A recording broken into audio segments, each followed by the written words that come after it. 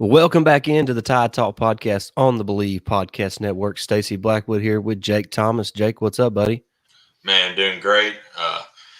It's a struggle win. I hate to say it Saturday, but we've got a lot. We saw a lot that needs to be worked on, and we're going to talk about that, tonight and other things. So I'm ready to get into it, brother. Yeah, there's a lot to kind of dissect looking at this game. But first, as always, got to give a shout out to our partners at betonline.ag. The college football season is in full swing. So is the National Football League. So make sure you head on over to betonline.ag today and sign up and start making your online sports bets over there at betonline.ag. They have futures if you want to bet on who you think is going to win the AFC or the NFC, the Heisman, whatever it may be, you can do that at betonline.ag. And like always, you can sign up today on your mobile device or on their website. betonline.ag, your online sportsbook expert. All right, Jake, we got some people diving into the live show tonight. And as always, the chat is open. We're here to discuss any topic that you drop in the chat. Give us your thoughts on the game against Florida and kind of how it played out, what your thoughts are on this Alabama team, the 2021 version. So like I said, the chat's open, so make sure you jump in there tonight. Also, make sure you do share this episode on Facebook, Twitter, Instagram, just whatever. Share the link, and we can get as many people in here as possible. Subscribe to the podcast on YouTube, Apple, Spotify, just wherever you listen to podcasts at, you can find the Tide Talk podcast. All right, Jake, all that is out of the way. Let's get into the bones and of the episode. Just initially, Jake, what are your, just initial thoughts about this game against Florida? First quarter, it was going exactly how I thought it was going to go. Offensively, everything was just clicking. Defensively, we were stopping Emily Jones when we needed to, and then the second quarter hit, and it's like, it was like a black hole hit, and we could not do anything. We could not stop them on defense. We couldn't run the ball. We couldn't pass. I think we only averaged 3 total yards in the second quarter. And I'm like, man, this is not Alabama football. I don't know what's wrong. I said, halftime adjustments will be made. Come out of halftime, the third quarter looked decent, fourth quarter, but it still just didn't seem right.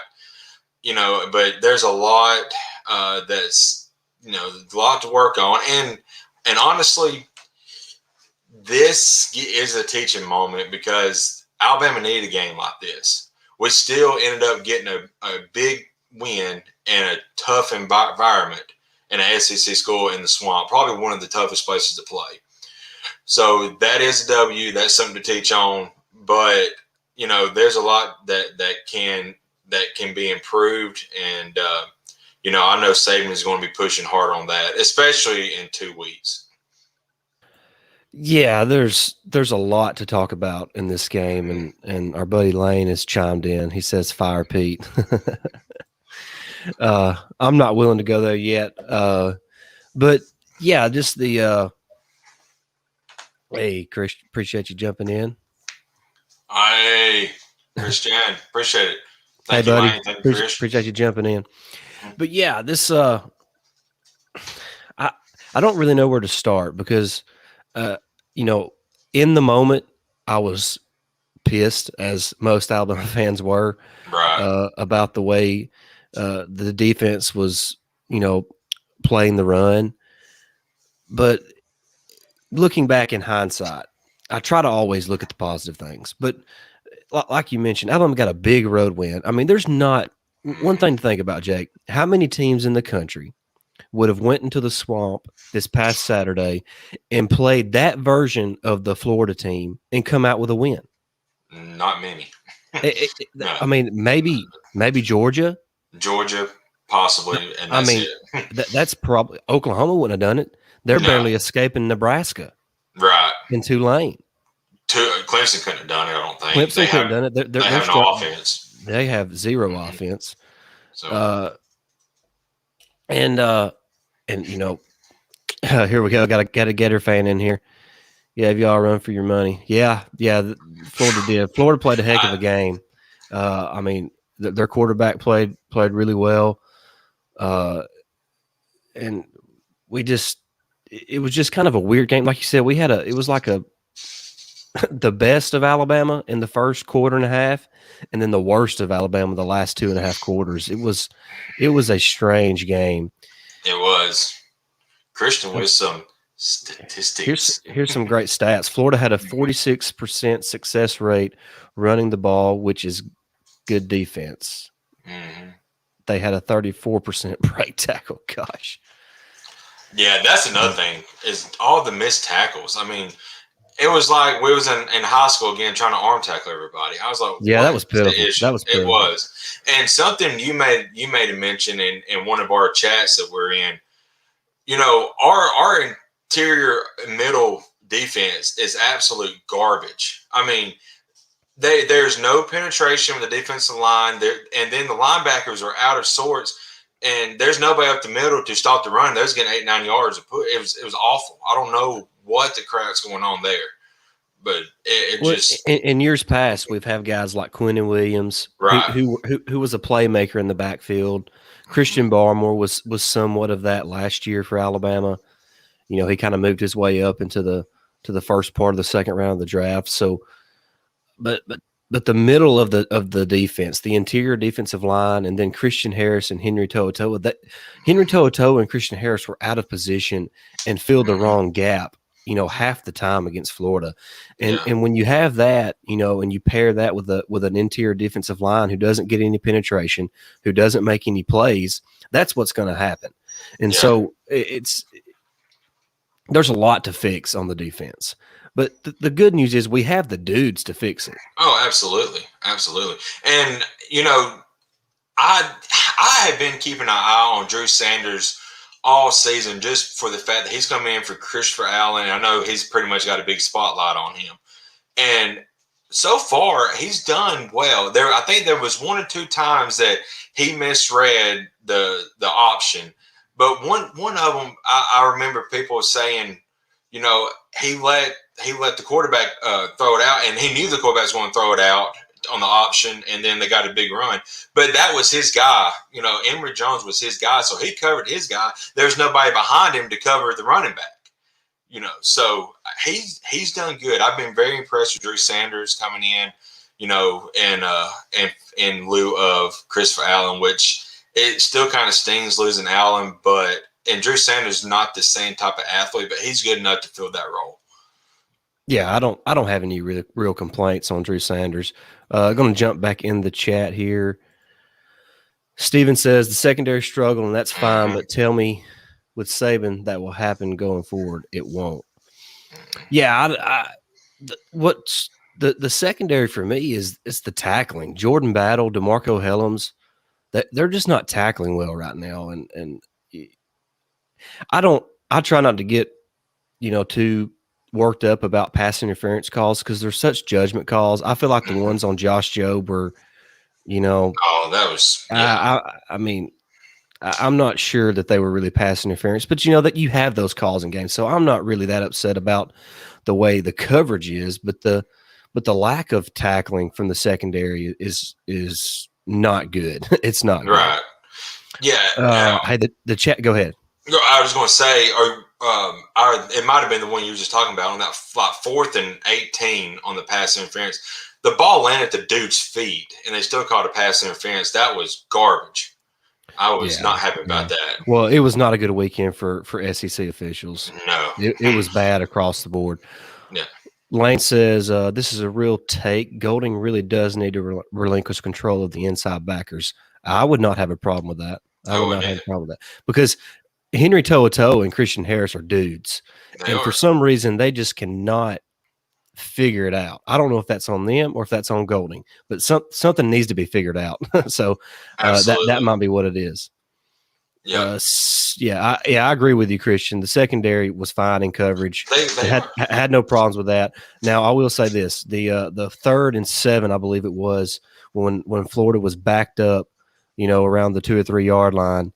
and it was 3rd and 7, and they throw about a 5-yard route, and DeMarco Helms is right there, and I'm not sure what he's doing in coverage, but all he had to do was tackle the guy, and he was I don't know what he was doing. He just jumped up in the air and just totally blew that, and that was a chance for Alabama to end the game at that point right there. So I'm not sure what's going on with DeMarco.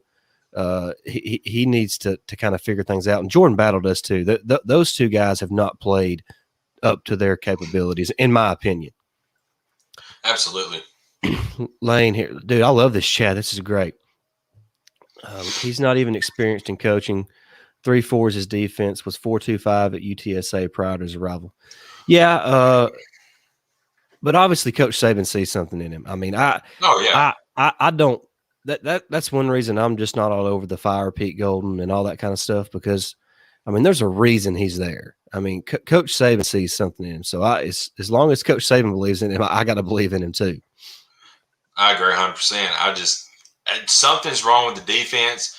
And it's to me, it's split 50-50. It's half on coach and half on players, because the players are the ones out there on the field executing the game plan that the coaches put out, and it's not been executed correctly. Well, and Saban mentioned in his press conference today that the execution was not there, and I mean it's these guys. I mean, these guys need to wake up. I mean, but I'm not ready to throw in the towel on this team. I think the defense still has a chance to be really good. And hey, Christian, we'll get to the wide receivers here in just a minute. I want to get to a few more of these comments. Devin Simmons says, a little off topic, what effect, if any, do you see the fact players can now receive compensation will have moving forward years to come? Do the smaller schools start to dwindle away? Real quick, the latter part, I could see that having an effect on the smaller schools. But as far as the like Bryce Young, he's making as much money as anybody else with this NIL stuff, and he's playing as good as anybody in the country. So, in short, I don't think it's going to be that big of a deal. Yeah, to me, it seems like all these guys, and of course, I don't know all the stars who have, the NIL stuff, but I'm sure most of them do. But it seems like to me, Bryce hasn't let that extra money get to his head, because he's playing outstanding. And I even seen an article today that's talking about he could be the front runner for Heisman right now, which is insane to think about as a sophomore. But I mean, he's got the numbers to back it up. All right, Jake, let's talk about the wide receivers. Christian brought up the wide receivers, and this is something I wanted to touch on a little bit anyway. The wide receivers have been inconsistent catching the ball. Mechie's dropped some. Bolden's dropped some. Jamison Williams has dropped some. Trayshawn Holden has a drop. So that needs to improve. And then even more so, they're not creating any separation from the defensive backs. Bryce Young is having to thread the needle on 90% of his attempts, because we're just not creating any separation, from our wide receivers. So that needs to improve. I don't know if it's something to do with the route tree. I wouldn't think that would have changed under Bill O'Brien, because Coach Saban says the offense doesn't change with a new coordinator. The coordinator comes in and learns the Alabama offense. So I'm not sure, but that is concerning to me, as far as I thought that we would get a little bit more out of guys like John Mechie and Jamison Williams. Yeah, especially Mechie, because, I mean, he was the star, going to be the star this year on that offense, especially wide receivers, since we lost, Smitty and Waddle. And we needed somebody to step up. And I thought Mechie could be, I still think he will be that guy. But, I mean, Saturday, not Mechie, but Bolden dropped that.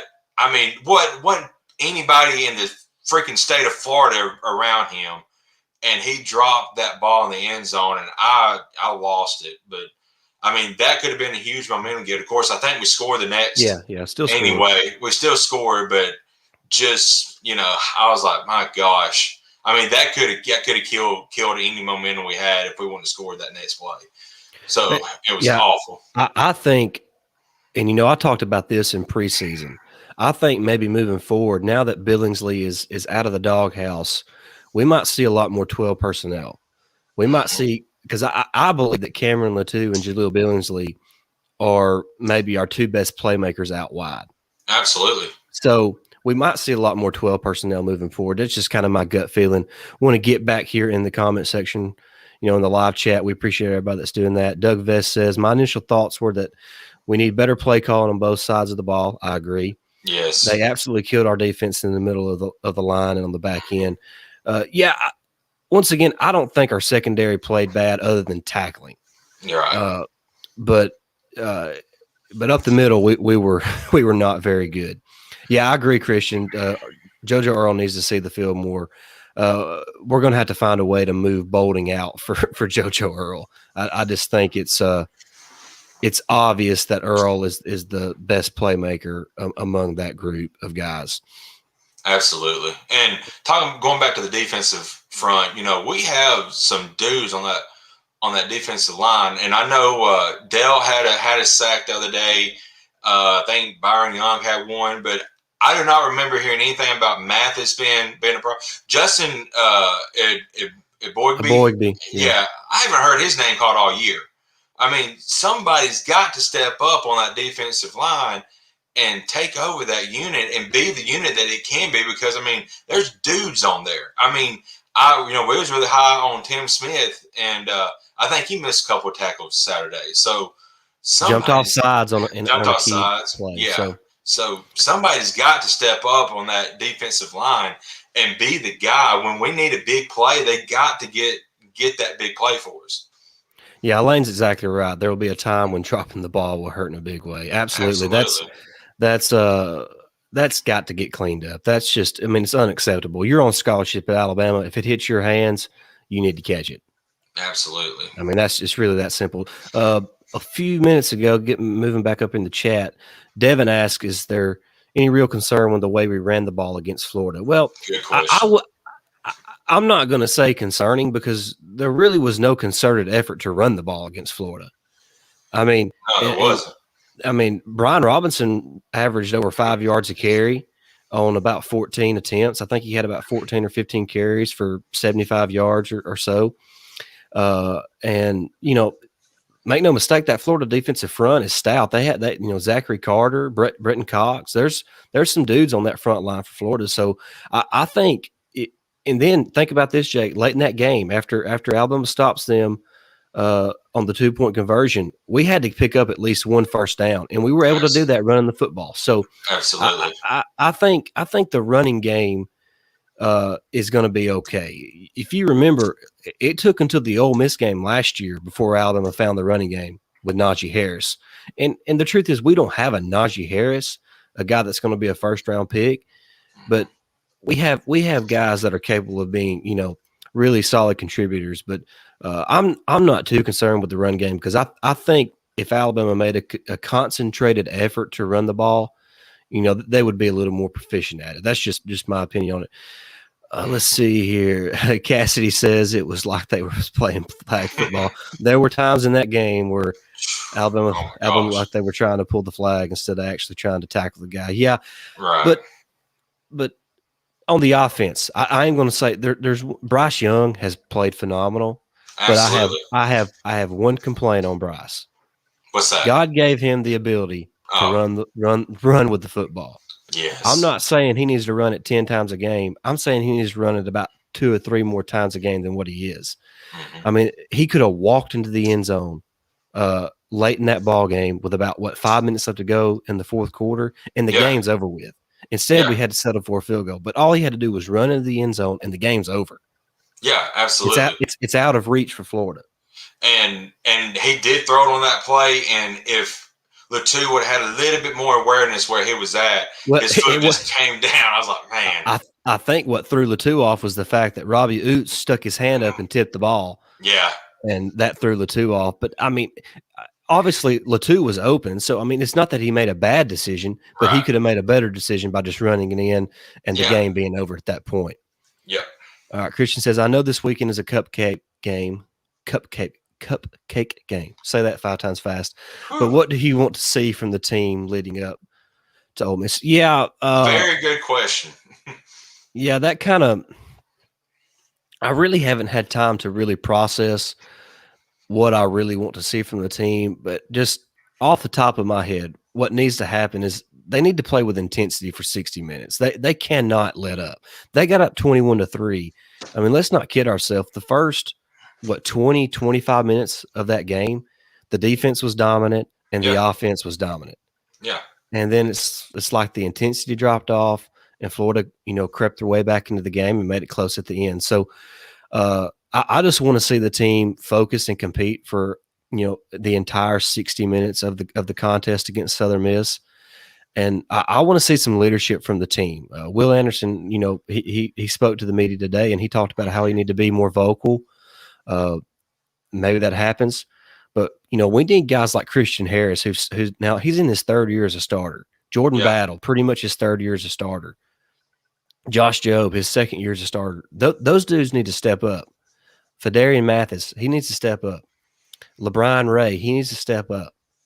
And I know he's been battling injuries, but vocally, they need to step up as leaders and kind of guide this defense, because we have way too many dudes on defense to be giving up 250 yards rushing in a game. When's the last time you seen anybody outrush Alabama? It's been a long time. Well, I mean, we get outrushed from time to time, but not 90 to 250. No. So there's a lot.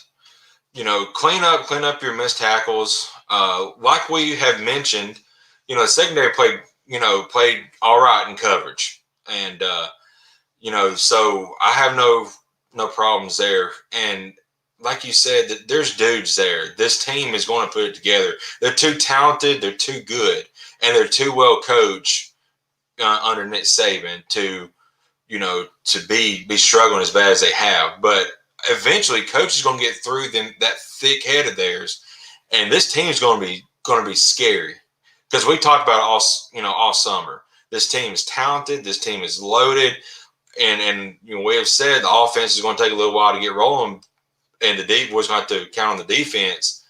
But I mean, this team is too talented to be that not be able to be struggling like they have. Well, my son has made an introduction. There he is. Hey. Whoa. Oh, well, technical difficulties, people. We're sorry. Hang tight. But my cover for you. Thanks, buddy. Mm-hmm. He wanted to bring me some covers. He thought I might be cold. Oh, that's so sweet. Sorry about that, guys. But anyways, yeah, I still feel like Alabama's going to be okay. A lot of talent on defense, and they're going to have a chance to prove it. Ole Miss, obviously, we play Southern Miss next week. That's going to be a win. There's no way around it. But Ole Miss will be a great test. They're maybe the best offense in the country, so it's going to be time for Alabama to shine. So that's going to be interesting to see how they prepare for that, and how that kind of goes down in Tuscaloosa. Another comment here: does the fact we have a decent kicker take a lot of stress out of tense situations? Yeah, he's only missed one kick. Yeah, I wouldn't say he's decent. I say he's freaking good. Yeah, he's great. He's as good a kicker as there is in the country. So, and you see the importance of having a good kicker. Florida missed that extra point, and it completely changed the game. Yeah, absolutely. But man, I'm going to be honest. That they almost we had an opportunity to put that game away when they muffed that kick out of the end zone and it rolled to like the 1 yard line.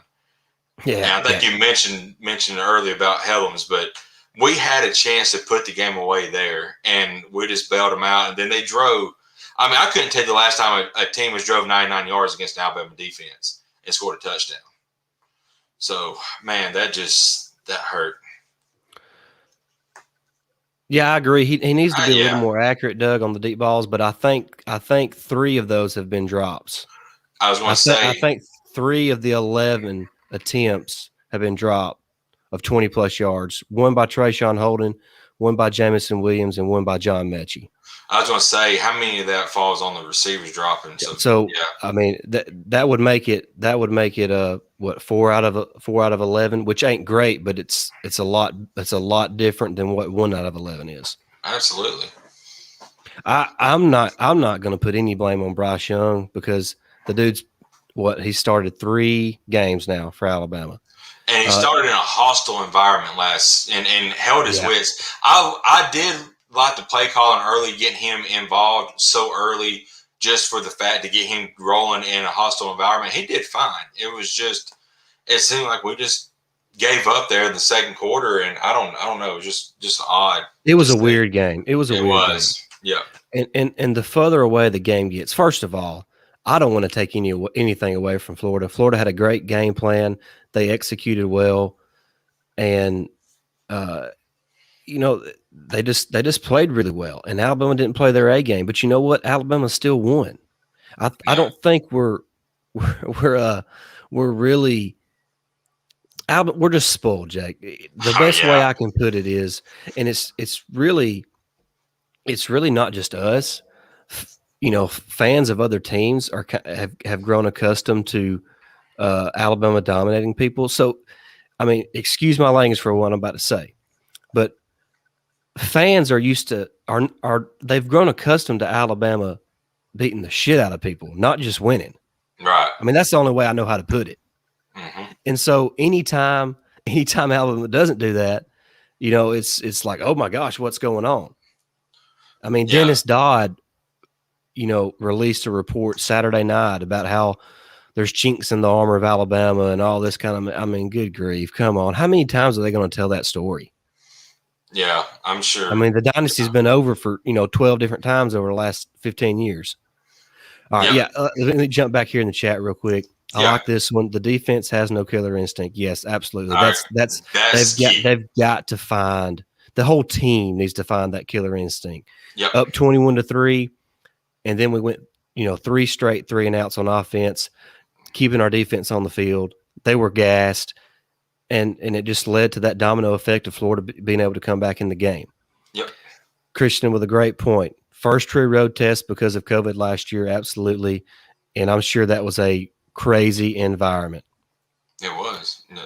Don said Andrew, it was. Yeah, he said that was the loudest environment I've ever been in. So yeah, I mean, it's there's a lot of variables, when it comes to this game. Props to the officiating crew for keeping us informed of the time when the clock malfunctioned. Yeah, that sucked. That sucked having to watch that on TV. That was terrible. That's bull crap. You want to get the lanes? Lane says, do we cover this Saturday? I don't even know what the spread is. 46. 46. Gosh.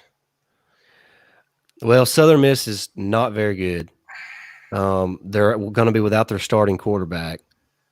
Oh, did not know that. Who happens to be a Bama legacy. His granddaddy is Woodrow Lowe. His name is actually Woodrow Lowe as well. But so he's out. Excuse me.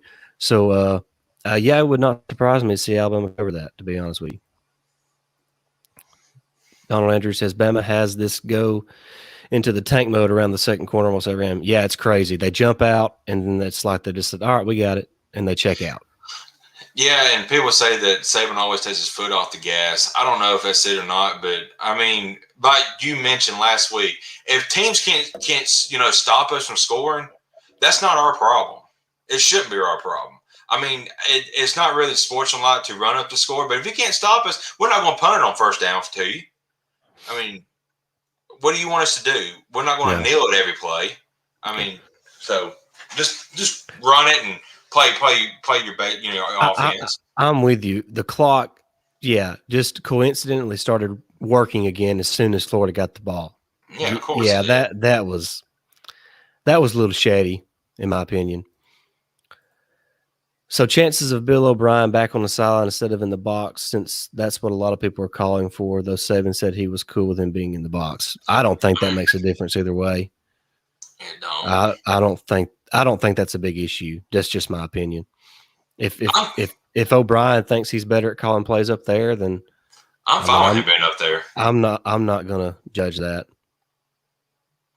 I agree, Donald. I agree. Yeah, I don't think it's so. Yeah. The mental focus of the team, but and you're going to have that. I mean, there's a lot of new guys on the team that are playing roles this year that they're not used to playing. So that's got a lot to do with it.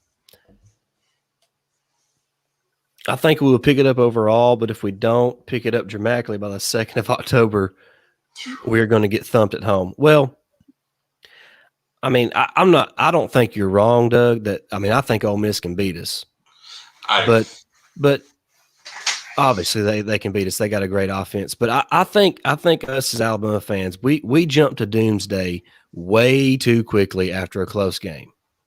I mean, I think everybody in this chat and watching this will say that the 2020 Alabama team was one of the greatest teams in college football history. But we went wire to wire with what did Ole Miss win 6 games last year? I think so. Yeah. I mean, so what I'm saying is that you're going to have close games. It's going to happen. The teams we're playing have guys on scholarship too.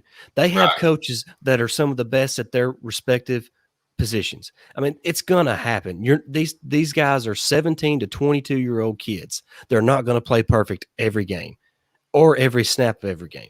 So I think Alabama's going to get better. I think we have the best coach in the country. I think we have one of the best rosters in the country. And I think, like Gene Stallings had a famous saying talking about young players, they ain't going to do nothing but get better. Yeah. So I just feel like this team is going to get better. I think as long as their mental focus is where it needs to be, they can take care of business each weekend. Also, I just want to point out that I saw this before I come on. The last 2 seasons, Ole Miss has ran for 268 yards rushing and 280 yards rushing. And you know what their record is in those 2 games against us? 0-2. They haven't beat us. So I think people forget that Ole Miss is not very good defensively either. I mean, I don't understand everybody's thought process that once Alabama has a close game, that means that all these other teams are gonna somehow beat us all of a sudden. Like one game changes everything. Yeah, we're spoiled, Jake. It's incredibly it's crazy how spoiled we are. Here, I'm gonna put up a quote here. I'm not gonna read it. Y'all can read that. Yeah. Devin with the joke here. Which SEC teams concerns you most at Tennessee? I would say right now it probably would be Ole Miss. Yep. Would be the biggest concern. Hey, Tennessee had an upset win over Tennessee Tech this weekend, so congratulations to them. Hey, there's a lot of people in the chat, so I want to Christian. That's exactly the point. Talk to me in November about this team. Right. The truth is, we don't know enough about this team right now to really judge them fairly. Yeah, here we go. All right, yeah. So Tulane threw for 9.2 yards per attempt versus Ole Miss. What do you think Bryce Young's going to do? Going to tear him up. So let's just pump the brakes, relax a little bit. It was 2.5 quarters of bad football. Yeah, that's it. And we still won on the road in Gainesville, in the swamp, where it was hot and muggy and humid, and the fans were going crazy. Scored 31 points down there. But what I was saying, we got a lot of people in the chat, so I got a chat question. I would agree with that statement, Donald Andrews. I would agree with that. Yep, I got a chat question, and you can answer this too, Stacey. And I don't want to pick on the guy, but to me, and we said this last week, Chris Owens is the weak link on the offensive line. Do you think it's time to try to find a different, let somebody else start playing at tackle just to see how it goes? I'll be honest with you. I didn't have a problem with the offensive line on Saturday. I thought they played pretty good. There was a few, penalties because that just the crowd was pretty loud. But I'll just be honest with you. I feel like the offensive line is getting better every game. So I'm not saying pull Chris Owens just yet. I feel like he actually played probably better Saturday than he did, the first couple games of the year. That's just my opinion. But I haven't watched it a second time. That's just my initial thoughts. I'll probably watch it again when we get done with this. Yeah, I just remember one play. Of course, it really wasn't his fault because he was doing, he was blocking, and then Bryce Young just held the ball too long, and he got robbed by Collins. That was not on the offensive line whatsoever. No, just Bryce just couldn't. And you talk about separation.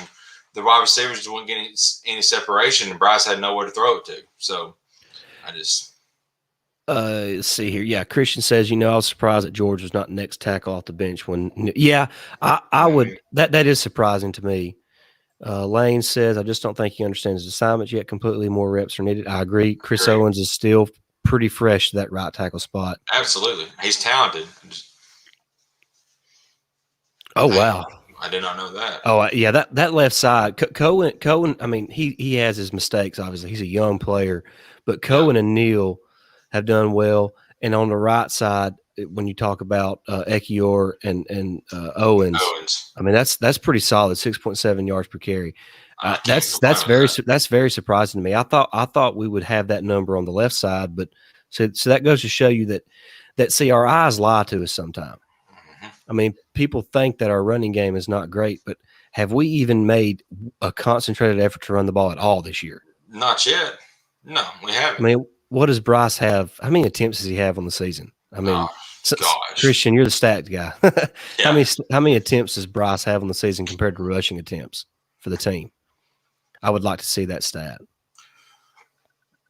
And did you see the reason Saban, I think Saban come out or somebody come out with the reason why Trey Sanders didn't play, and it was for his pass rush. So that's why he didn't really play much in the Florida game. So I'm sure we'll see him a lot more moving forward. Yeah, I'll say this. People have talked about the running game, and B-Rob's averaging over 5 yards a carry. I think B-Rob's done just fine. I mean, I just don't think we have, an elite talent right now at running back like we did last year with Najee. I mean, that's just, and you're not going to have one every year. No, not an elite guy. Yeah, I like this a lot. Maybe time to play some more explosive players on offense. Trey Sanders, Jai Hall, JoJo Earl. Yeah, I'm anxious to see if some of those younger receivers work their way into the lineup. All right, here we go.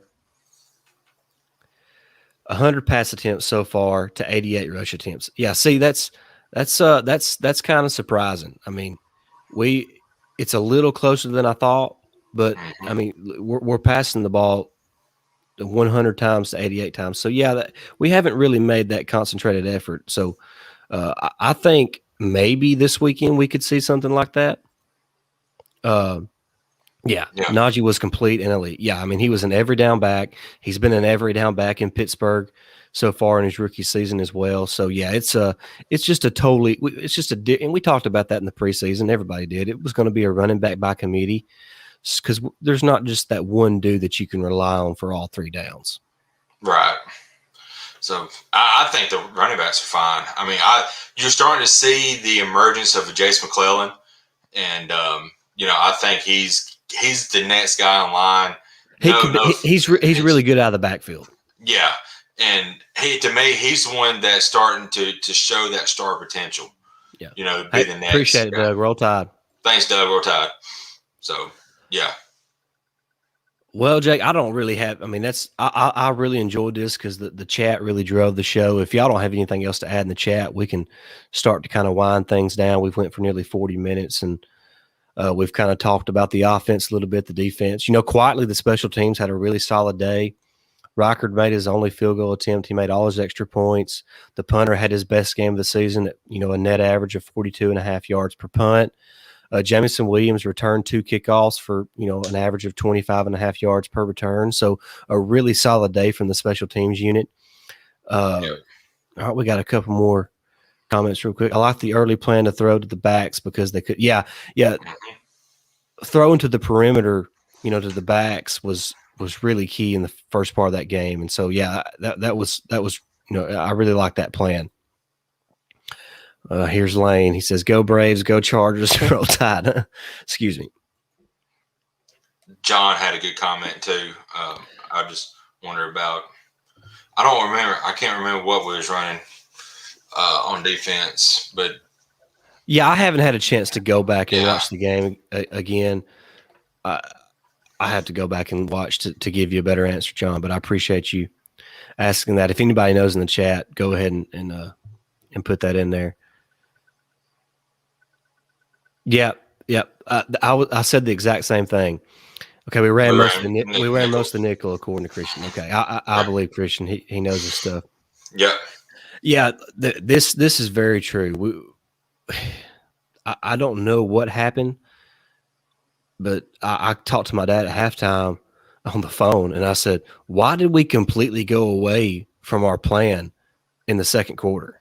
Right. I mean, we just completely abandoned the plan and started taking deep shots when taking the underneath stuff was working." So I'm with you, Christian. I'm not sure what happened there. It worked all game. But one of the positives offensively and is, we talk about having two tight ends on the field at one time, how it could be a mismatch problem. And Jaleel Billingsley got wide open on his touchdown. And so He's a playmaker. He's a playmaker. Is. We're going to have to find a way to have him and Latu on the field together because, I mean, I hate talking about players. I know. But Slade Bolden's not getting it done. Yeah. Yeah. So whether that means bringing in 12 personnel or putting in JoJo Earl in his spot, we've got to figure out something because you're not going to beat teams with 15 play drives anymore. You have to have some explosive plays on offense. Christian said he didn't get any action after that TD. I don't remember him being on the field after that, to be honest. So I'm not sure what happened there. But I think if he's out of the doghouse, he's got to be integrated in the game plan every week because he's too talented to be, I mean, it's at the slot. If you get him lined up with a linebacker, he's going to outrun that linebacker. He's got speed to be a big guy like he is. Yeah. The Slade Bolden thing that's got to change. Whether, like I said, whether it's JoJo Earl or just playing more 12 personnel. So just kind of have to wait and see how that kind of goes moving forward. And just got to clean up the drop passes. That's got to get cleaned up too. Yeah, it's on offense. Everything is an easy fix. Mm-hmm. Clean up the drop passes. Just the offensive line just needs more time together, which we talked about that before the season even started. Yep. And that to me, that's really about it. Bryce needs to be willing to use his legs a little bit more, especially on third and long when there's nobody open and he's got a lane the size of Texas. Take it, get the first down, and get down. Yeah. So, two good questions there. Yeah, I like this. Billingsley and Metchie need to become that dynamic tandem to stretch the defenses. Agree 100%. I agree. This last question, what do you guys think about the shovel pass to the tight end that Bill O'Brien implemented? I'm fine with it. Yeah.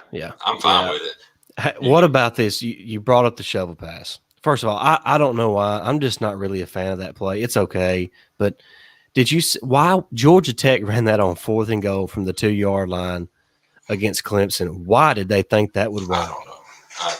I don't know if y'all saw that or not, but they had a chance to potentially tie that ball game if they score a touchdown there and then go for 2. But that was just a crazy. That was a crazy. I don't know. I'm not crazy about the shovel pass. Yeah, it would have worked. But real quick before we get out of here, Stace, I know we're going to try to do one before the end of the week. Previewing Southern Miss. Yeah. But right now, as it stands, let's get a little SEC in here. Right now, as it stands, who are you taking Saturday, Arkansas or A&M? I saw you post it, so I want to get your thoughts on that. I think right now, Arkansas is the team that's playing the best at this point in time.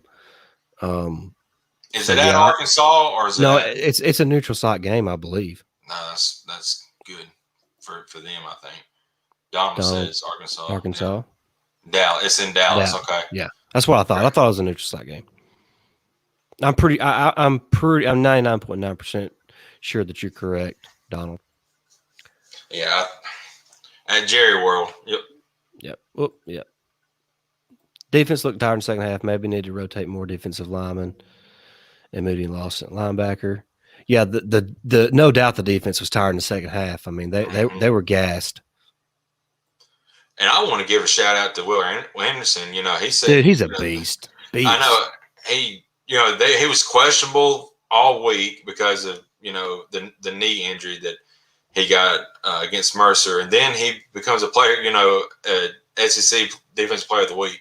I mean, as long as he's on the field, we're going to get some stops because you can't block him. You cannot block him. He's too talented, and I mean that bull rush that he does is amazing. All right, hey, this is going to be our last question. Thoughts on Georgia? Go ahead, Jake. Georgia is all right. I mean they're good. Their defense is stout, but we have seen that Clemson does not have the offense that they had, in years past. And JT Daniels, I mean, Stetson Bennett right now, statistically, I think he's done better than JT Daniels. And we all know how Bennett played a few years ago. So I still want to see what the offense does. Of course, I know they got a lot of injuries, but I do not see right now anybody in the East beating them. Kentucky, they had to tough it out against Chattanooga. And I'm high on Kentucky. I still think they finished second, but I just don't think they got talent right now to beat Georgia. Well, I mean, Georgia's obviously a really good football team. I mean, they're as good as anybody else in the country, but I think they're being a little overhyped because they did get that win over Clemson. But I mean, Clemson has looked pathetic every week. I mean, they're not. They are a shell of the team they used to be. And I mean, right now, Jake, a neutral site game. Who do you think would win, Florida or Clemson? I think Florida will. Be honest. I mean, that's who I would think would win. I mean, Yeah. so to me, I'm not sure that I think Alabama's win in Gainesville is far more impressive than what Alabama or than what Georgia's win at that neutral site game against Clemson was. Yeah. So Georgia hasn't really played the type of opponent or in the type of environment that Alabama's played in yet. So it's not quite as fair to judge Georgia in comparison to Alabama at this point in time. But well, at this point, Clemson's defense looks better than ours, unfortunately. Yeah, I mean, I would agree with that. But I mean, you're not going to win on defense anymore. That's not how it works. No. But you was talking about. I think you're right, Christian. Yeah, I think there's locker room issues, but I don't know. And talking about you haven't really seen a lot from Georgia yet because based on who they played, because Clemson don't look like the team that they used to be. I can say that true about Ole Miss. I mean, they have played 3 high school teams the first 3 weeks. Now I know they're good offensively, but when they play an actual defense, how are they going to look? And we'll see in 2 weeks. At a true road court game for them. Yeah, and I hope Alabama fans, Bryant-Denny Stadium has a chance to be a great home field advantage as far as being a great environment to play in. But I forgot about Tulane. Bryant-Denny Stadium, sometimes people are just sitting on their hands, so it's just it's a little frustrating. John asked, they said, "Good job, guys. I'll try to get in earlier next time. When is the next show? We'll shoot for either Wednesday or Thursday night.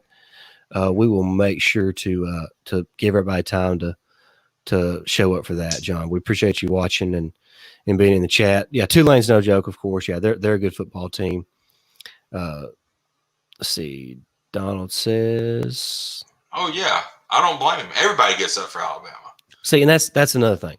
Alabama gets everybody's best shot. Right.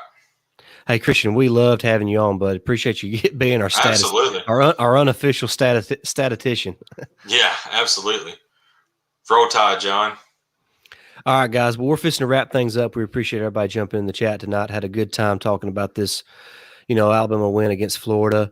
Anytime you get a road SEC win, it is a big deal, and you shouldn't take it for granted. That's just kind of my 2 cents on it. Alabama played their C- game. Florida played their A game in their backyard, and Alabama still came out on top. So let's take this win, get better every week. Like I said, make sure you head on over to betonline.ag for all your online sports betting. Make sure to follow the podcast on Twitter at Tide Talk Pod. I'm at Blackwood89. I'm at Jake Thomas TTS. All right, guys. Roll Tide. Roll Tide.